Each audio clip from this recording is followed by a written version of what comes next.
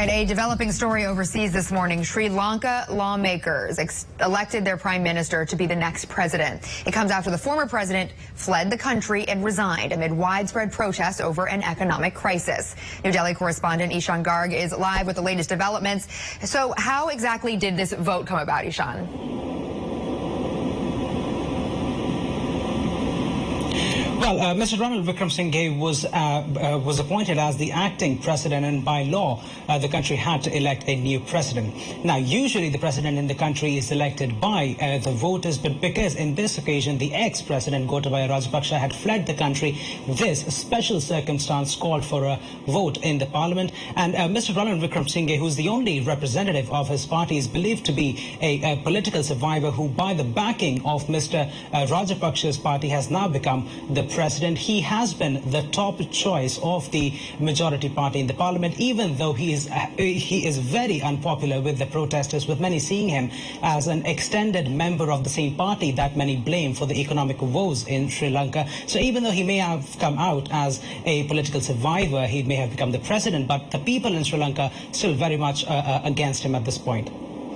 So how has the reaction been from those protesters, Ishan, once they learned about this? Well, the initial reaction has been of shock. The protesters are once again on the streets, as many political pundits had said beforehand, that Ranil Wickremesinghe becoming the president of the country is not going to soothe the protesters.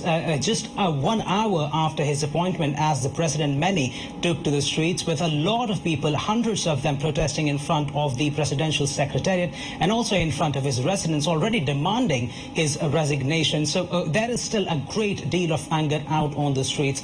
Because many think that Mr. Ranil Wickremesinghe is part of the same political clan that they hold responsible for the corruption in Sri Lanka, for all the economic policies that have gone wrong in Sri Lanka. But his supporters, Mr. Wickremesinghe's supporters, say that since he has decades of experience in foreign policy, in diplomacy, he is the right person to negotiate a bailout deal with the IMF and also to hold good relations with the friendly nations. So it's a mixed bag of reactions in Sri Lanka at this moment, but the protests that have gone on for several months now, Ranil Wickremesinghe's appointment is not going to calm that down, and there are concerns that the protests may erupt even further in the next few days.